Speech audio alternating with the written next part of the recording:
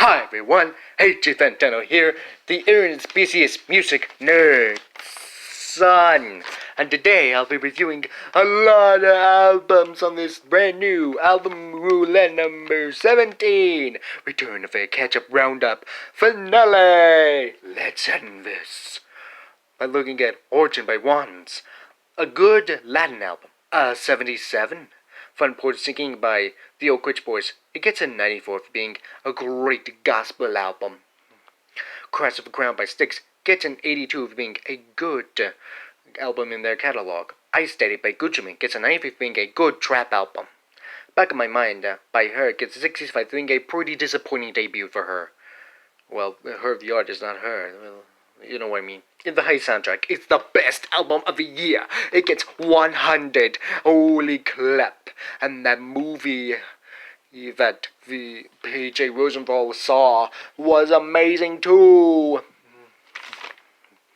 F9 soundtrack gets a 64 for being a pretty okay tie-in, I guess, but maybe the movie would be better. I'll take P.J. Rosenthal's reviews. Consequences by Joan gets a 50 for being a pretty meh comeback. Haram is the worst album of the year so far. It gets an 18. Yeesh. Wow Big Legend gets a 39 for being a pretty disappointing debut for Push Baby, formerly known as Rixton. And we continue on with Ruthless by Gary Allan. It gets an 84 for being a good country comeback. Hellbound by Buckcherry gets a 73 for being a good rock comeback. What a Song Can Do, Chapter 1, gets a 77.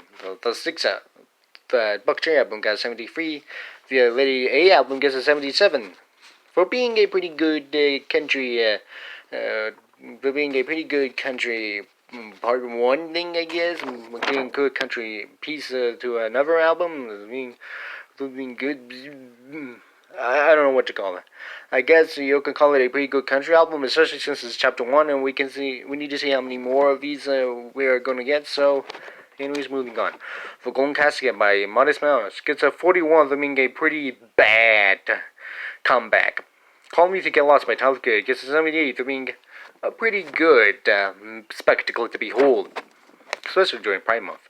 Human by Veronicas gets a 64 for being better than the previous album, which was released this year, but that's not saying much.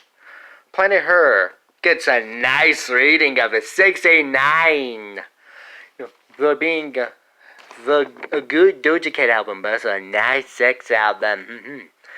Vice Versa by Rauw. Alejandro gets 51 for being the worst Allan album I've heard all year, for being mediocre as F. Or fuck, I should say. Dangerous Hustlers and Introspection by J.B. Saxe gets a 68 for being a good debut. And with that, we are done. No more of this Return of the Ketchup Roundup gets it end here. Next time, we will be doing new albums for July 2nd, and then the mid-year list.